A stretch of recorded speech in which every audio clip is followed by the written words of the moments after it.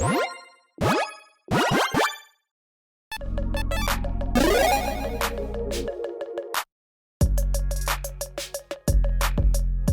everyone, Mitch coming in for the Commander Scores Studio. I got it right this time, Eddie. You did. Actually, Yeah. it depends, because I always do this. I always like refer to the previous time we recorded, because Yeah, we're a little bit sometimes meta, breaking the if fourth you didn't wall. realize that we're wearing the exact same outfit as a previous episode potentially. Yeah, so there you go. I love that shirt. The man, the mythic, the legendary creature, Eddie. Yeah, and so sometimes I'll call back to another episode that we just recorded, and I said Sturdio in the last episode instead of Studio, and that started Here things we off. are. And we're in the Commander Scores Sturdio, and now I'm just referring to it again. So there you go. If you've seen that episode, great. If not, make sure you check it out. We talked about the most absurd card of the year and how it breaks everything and breaks so many more Yeah. things than you when you showed me just how it works with Rad Draft. Because okay, we're not talking about this episode though. Eddie, what are we talking about? We're nearing the end of 2023. Mm-hmm. We're approaching Christmas time as we record this. So we're going to kind of say, okay, 2023 has been great. We've done a lot of retrospectives. What's going to happen this way? What's 2024 got for us? And more importantly, what do we, Eddie and Mitch, want from 2024 when it concerns Magic and Commander? And we know that everyone at Wizards watches this channel. So hi, Yeah. everyone at Wizards. Do exactly what we're asking, please. Thank Or you. at least what I want. Whatever Eddie wants, there you go. Because you don't want to get Eddie mad, because then we're going to have to blame Eddie for things. So there you go. So what is your first ask of Wizards? Yeah, so we've just got your a little WotC handful wish list list. here. Honestly, this is a great segue from the Roaming Throne episode. I want... Not that. Correct. I want Wizards to make cards that feel less broadly applicable, fewer staples, and more like interesting designs that support strategies. So, for example, less Roaming Throne, more cards like, and the first one that came into my mind when I was thinking of card designs that I really enjoyed were from Ixalan, the Don Andre pirate dude. He's the one that like really rewards you from playing from your opponent's decks. Yes. Like that's design space that we don't get to see too often, and it's really cool, and it's really thematic with pirates, and it's really I love that. Yeah. And another one was like Tazri, Stalwart Survivor, I think she's called. She was from the Aftermath set earlier in the year. That really loves activated ability tribal, and like just kind of these designs that we haven't seen before. They're not just rehashes of Tatiova. So that's my first wish list. Is less Roaming Throne, more interesting. You're kind of checking one of off, because we didn't talk about our wish list to each other on this. We kind of wanted to be surprises, essentially, like with like presents, surprises. Cool. You kind of just knocked one of mine off a little bit, because it's pretty similar to that. So I'm just gonna check this one off and say this one. I put innovation versus overpowered, essentially, like just innovation versus overpowered. Like in my opinion. And I did Commander specifically, like Immodane, I thought was a very interesting, again, a design that we really haven't seen before, finally giving burn players essentially a space in Commander, like they really haven't had before, like Firesong kind of, but like in a different way. So yeah, Immodane like actually makes Lightning Bolt a very good card in Commander. Yeah. And so versus like a Shalyn Halar. And I know I knock on Shalyn Halar a lot, and it's a very popular Commander, and many people enjoy it, but it's just like, it's too easy, and it combos with too many things, and it's just like, go more the innovative route again, where you have those more specific commanders, like what Eddie mentioned. Like, what was the pirate's name? Don Andre. That one. Yes, there you go. Go more specific into different areas that we haven't gone before, versus being like, yeah, counters. Okay, what's it do? Damage is whenever. Okay, cool. Yeah, all right. Way too easy. I have to say, like, this one might, at least I think the way they've been trending the last few years, this one might actually be fulfilled to a certain degree. Like, Arcane Signet was the big culprit a few years ago, and like, they're like, okay, Arcane Signet was a bit much. They're like, we're not doing that anymore. Roaming Throne. And I think like Roaming Throne, as ubiquitous as it can be, Arcane Signet, it is not. I think like the optimist in me says, like, we'll see. I'm like, maybe they learned. Maybe they haven't learned. maybe that wish will be fulfilled. We shall see. Okay. What's your next wish? Since I kind of stole that one from you. No, you didn't really steal it. I mean, I kind of we're just on the same page. All right, my first one is number one. Less is more. This is just I basically want less products, less cards, less commanders, and less Universes Beyond. That's literally what I want. I just want it to be a bit tighter. You know, I feel like over the years, again, we kind of saw, I can't remember what graph that was, years and years and years ago, or not years and years. Years ago, we saw like on this like little graph, like number of products that come out per year, and it's like around here, and then all of a sudden, like in 2019, 2020, just boom, like way off the chart. Just like we literally went from having like 12 products a year back like 10 years ago to now like 60 plus products a year. So, and probably even more than that now. It's absolutely absurd. There's just, you can't keep track of nearly everything. You can't keep track of anywhere near everything. You also just like have now 2,000 plus cards coming out every single year. Yeah, more than one commander per day. Yep. Universes Beyond is now like 5% of the 5% of the commander or the entire pool in Commander now is Universes Beyond cards, I think, or there's a card of a Universes Beyond card, I believe. I'm not sure. I haven't looked on that one.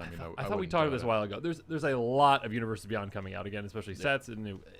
There's a lot happening all the time. We got 400 commanders coming out every single year now, essentially more than one per day. Yeah, and I think this segues into one of my other wishes, if we may. Oh, we may again. I mean, we're apparently just crossing over on wishes. So again, if Wizards is only going to listen to you on your wishes, then I'll piggyback on that. Sure. Yeah. So another one that I have is some cards I think are really clever in how they do a lot with very little text to like kind of tell the story, tell the flavor, do the mechanic. Yep.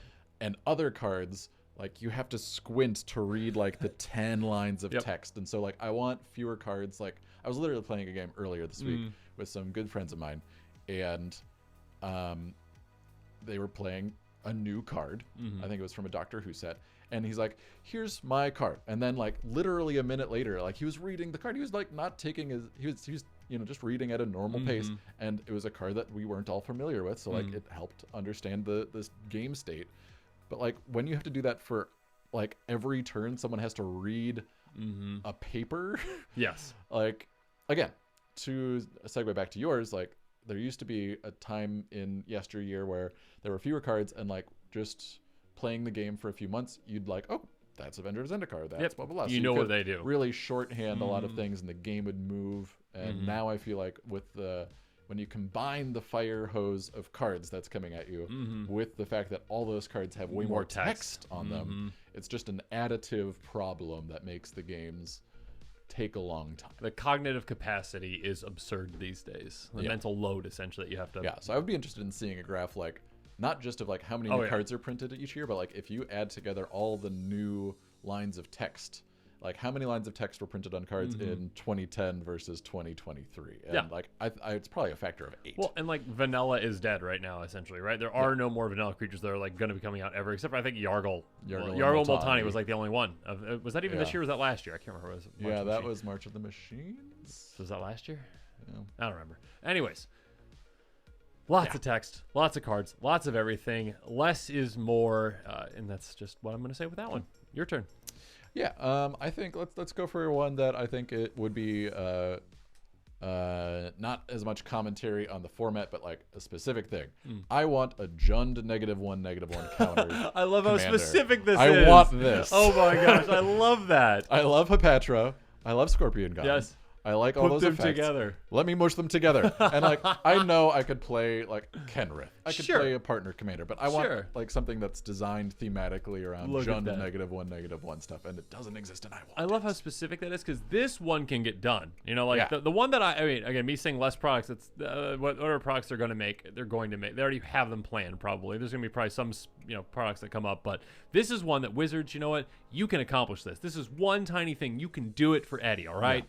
And also, one of my friends, Kai, shout out to Kai, I asked him for some input. I'm like, what should we do for this wish list thing? And he wants a Jund food deck, so he can combine Guillaume, Master Chef, and Asmarana Martika Diastana Koldakar. Did you remember the name? Oh my gosh, I'm blown away. I was like, I knew which commander you were going to say, but I didn't think you'd actually get through. Like the A one. Yeah, no, I got it. You did. Oh my gosh. So he wants a Jund food deck, so he can mush those together. Can you say that again? Asmarana Martika Diastana Koldakar. Oh my god. Blame it in the comments below for taking the time to remember that. So there's just a small step. I just want those two things. You're saying that properly, and I mess up studio and say studio. All right, there's mine. Blame Eddie. All right, number 2. No useless uncommon commanders. I don't know. That's always it irks me. It really irks me when we get an uncommon commander that's just like gets a counter when it attacks.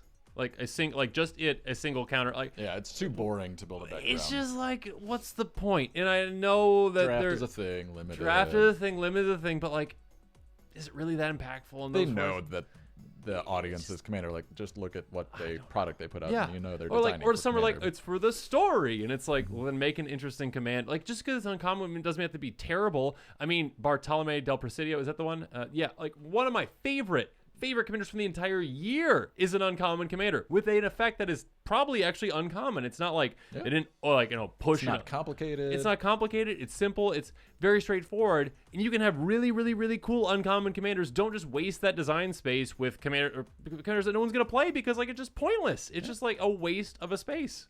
And instead, you take the really cool effects and you put them on Universes Beyond commanders to really push things essentially, and then you could just have them on the regular ones. Okay. Anyways, okay.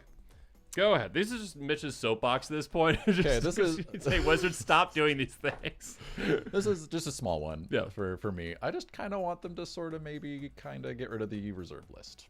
Oh, I like that. I mean, they already kind of did because they kind of broke that. Yeah, with the 30. They broke it. They actually broke it. The spirit of it has been broken. It's the spirit. Again, like the rules lawyer in them says they didn't break it. The most popular format in Magic is Commander. In Commander, you can play those cards. The rules committee might say you can't, but they're not going to come to your house and stop you. And they actually would say it if Wizards didn't tell them not to say it. Yeah. So anyway, I just want the reserve list gone. That's all. I agree. I agree. Yep. It's one of those things where like, okay, so just to like put a little more context here, like, sure, I think there's finance folks in Magic who would say that would sow distrust among collectors, which would have ripple effects throughout that. But here's my thing. We have proven in the last like 15 to 20 years that like there can be a healthy economy of Magic sans reserved list. Sure. Like it has established itself. The prices are what they are. Like we can live without the reserve list. And I think if I drill down into it, what I really want it gone for is not just for the memes, for the lulz, but like it is a huge price gate on the format. Yep. Like for people with dual lands and people with, Mox. Some of the Mox there's and no reason like there's no reason not to run a dual like land, essentially.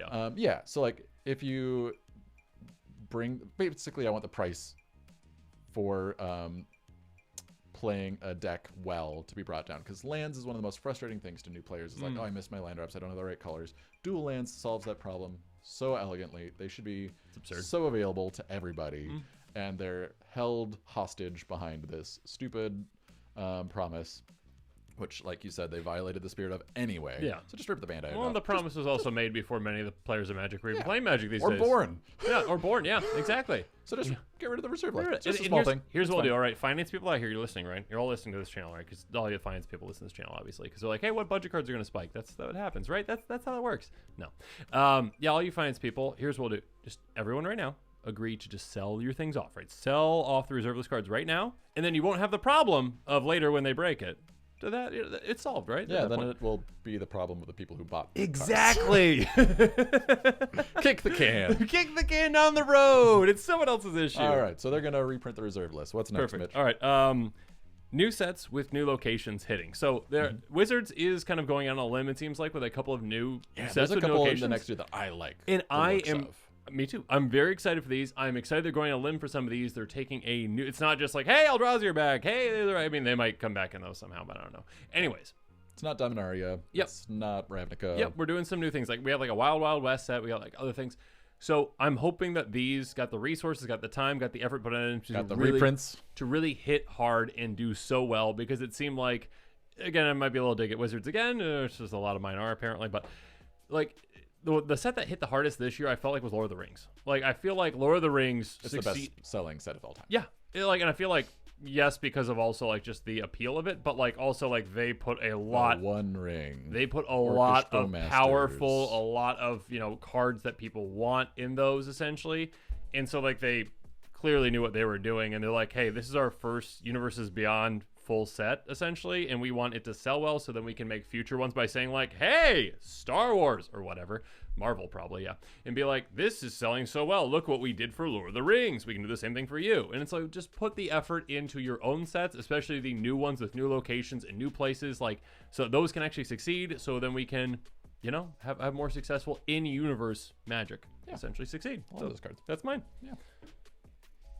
I'd apparently just have to dig at Wizards even on the positive ones. Go ahead. Here, I'll share some of the blame. I've got just minor gripes. I've got major gripes. I'll settle. I've got 2 more. So my last one will be a little bit more optimistic. Sure. But this second to last one is, I would really like it if they supported LGSs a little more and just weren't evil. And I mean, that's a little plain. Don't be evil that's a big ask for something that's evil. It's easy to say that you shouldn't fire people right before Christmas. Yeah. I mean, there's just been some suspicious and whether they have to rip up the Band-Aid for financial, whatever reasons. You can try to bury it however you want, but like there's been some decisions that just kind of take the wind out of the sails of folks who are paying attention. Yep. I know Prof has a great video on this topic, so go check that out for sure. Way more in depth than we can cover here. Yep. But yeah, I just like, not to see some of those things. So, I mean, there's small gestures like they, do some fundraisers via various means throughout the year normally. So like more of that, less of the firing people. Less of the firing, less of the evil. Okay. Yeah. It's a pretty low ask. Yeah. It's pretty, I would hope so. You think they could accomplish that? We'll see. Yeah. We'll see. I don't know. The way that they've been behaving in the past couple years. We should like set a calendar alert in 1 year, like go back and see. Like an evil meter, just like how out of 10 evil was like Wizards check this our year? wish list. Like what presents did we get? Okay, or that. Or an evil meter. We could just have one in the studio just going, just how evil is Wizards today? It's like the countdown, the clock, the doomsday clock. Yeah. It's basically that. It's at 11. Yeah. The evil's at 11. 10 it up to 11. Okay. All right. Okay. Next up. I think you might agree with this one. Maybe. Stop the doublers, triplers. Lazy design. Yeah. Okay. Basically, like it's lazy design that they know is going to sell. Like Ohertak. Essentially, like oh, okay, cool. Players like doubling creature tokens. Let's triple it. Yeah. Genius Johnson promoted and then fired before Christmas. We gave him too much money. Get him out of here. Get Johnson out of there. All right. Stevenson. What do we do this one? Triple mana. Yes. Good job, Stevenson. Yes. But okay, so I do agree. However, they need to finish the cycle of triplers, otherwise the OCD in me is gonna freak out. So like blue and white, right? They just did white. Black. So we need like triple life loss, triple discard, whatever for black, and then triple draw cards or something for blue. Draw cards. Better be 9 finish. mana. That thing better be 9 mana. Thought Reflection's already 7. Yeah. Ooh, how about this? Triple the amount of card draw that you have. Your maximum hand size is reduced to 1. I love it. Players would still play it. You get the best card, but you can only have 1. There can only be only be 1. Can't trumps can, right? So if you had no maximum hand size, could it be reduced down to 1 still? I think it might be a timestamp thing. Is it? Is that a timestamp? Okay. I'm not sure. Okay, so it should be. It also says like. So you can play Spellbook after you do the thing. Okay, I got it. Instead, at the beginning of your end step, your hand size is reduced by 1, so that timestamp's on top of it every single time. Yeah, there you go. I like that. Boom! Yeah. Solved it! Look at me with rules. That probably doesn't work with Get rules. rid of Johnson. Hire this guy. No, don't hire me. You're going to fire me. Yeah, no, I like that. Yeah, I agree. As long as they finish out the tripler cycle just so I can rest in peace. Yeah. Then stop after that. Then stop with all the triplers. Okay, yeah. Okay, do you have any more, or is this just mine? Again, so my last one is a little bit more optimistic. Let's go with the optimistic. I think in 2024, not really, this will never happen, but I really want them to do you a solid and make the Nephilim formally legendary. Like, whether they errata the old ones or just reprint them brand new, but now they're new cards. You can't just reprint them. Oh, you mean, but it has the same name. Yes. I was going to say, you couldn't just reprint, like, Ink Trader Nephilim Junior. Yeah. This one's legendary. And then you'd have 2. Yeah, because I would make a broken deck that has 2 then. But I am 100% with you. Yeah. So that's my very West. I'm pretty sure they'll do it. So. That, like, those Taminoa, like, ones that should have been legendary in Wizards. Again, like, what is a legendary thing? It is something that there's only one of. Yeah. And in the Ravnica world, there was only one of each of those Nephilim, and they're like, have some significance. They're like godlike beings in that world. Like, oh, it's not like you're just walking and you're like, oh, look, a Nephilim. You keep walking. Like, no, like that's a world-changing being. It'd be like if the Elder Dragons on 6-7. Like, what if Belladros was just some dude? Yeah. Yeah, and again, though, it's like Wizards doesn't admit that they're like, we should just go back and check it. Like, they errated all Planeswalkers to be legendary. Do a solid to the Nephilim. Yeah, so I think they will. I'm going to be optimistic. Yep. Okay, it's happening. I'm not optimistic. They're not going to do it. They're not going to do it. And they're going to be like, well, we just made Wizard from Beyond, and technically that can make your Ink Trader Nephilim into a 5-color legendary. I got it. Yes. Do exactly what we said. Just, Okay. But put it into secret lair that's $1. So now that you can make a lot of money with your secret lair. Okay, so then Wizards evil meter can go. It's like at least in the middle if they make it cheap enough. Okay. If they make it like $50, then the evil meter goes up. Okay, it's $1, but the shipping is $20. There we go. Okay, so I'm all done. Because they partnered with FedEx. Yeah, that's my wish list for 2024. Okay. I think I got 3 more. Sorry. Okay. Put a halt on treasures. Just temporary halt. Okay. All right. Yeah, all right. We have pump the brakes. Yeah. Pump the brakes on treasures. We have way too many treasure things. All right. Let's stop for a year making treasure things. All right. Things that make treasures, and see what happens. Okay. Just calm things down a little bit. All right. Or at least, the very least, from now on, treasures come into play. Or like make more. Actually, one thing I do like that they did this year is I think it was Dauntless Dismantler. Like make more cards that stop treasures more playable. Yeah. So okay. Yes. Something to stop treasures from being obnoxious. Okay. Next up, mono white card advantage at common and uncommon. We have gotten over the years a lot, and Wizards has done a good job with this. A lot of support for mono white getting card advantage.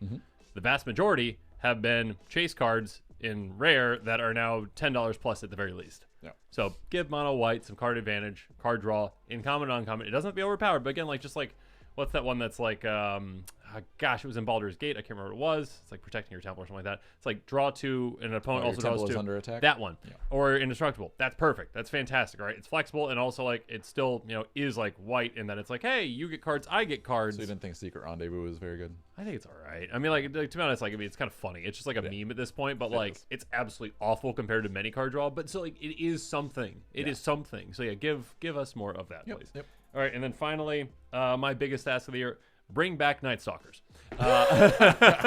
Really, the big points here. Yeah. Exactly, yeah. So Eddie's helped me with the Nephilim being legendary, and then mine is literally bring back Night Stalkers. I love janky, old, tribal, typal creatures that are literally just like, this was a thing? There's a card called Return of the Night Stalkers that literally brings back all Night Stalkers from your graveyard and destroys all your swamps for 7 mana.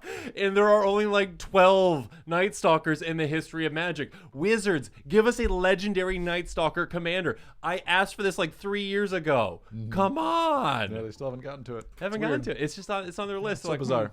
Okay, first of all, we need to do triplers. Okay, second of all, we need to take over the world. We need to fire Johnson. People. We fire Johnson again. We rehired Johnson. We got to fire him again.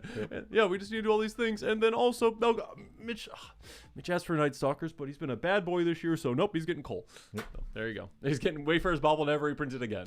So that's one thing that Wizards done right. It's been reprinted a lot. But although there was a controversy with the last Wayfarer's Bauble with the art, did you see that? Oh yeah, it was like a little bit. It was someone else's art was like stolen and then like flipped and with like a blur effect on it. People are the worst. Yeah. Shouldn't do that. Nope. Okay. Anyways, those are our lists. That was our list. Those are our lists. So yeah, we're gonna get the evil meter installed. Do you want it on your side or over here? Ooh, yeah, maybe we get a lot of open space and greenery over there. Yeah, we could use a little bit more back here. So we'll get the Wizards evil meter just installed over there, and we'll just see where it's at. Again, or maybe it's a clock, an evil clock, whatever it is. So yeah, we'll see how that goes.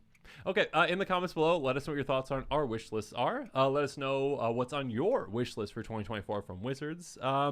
Yeah. Thanks for joining. Absolutely. In the Sturdio. I'm gonna keep calling it the Sturdio just because it's funny.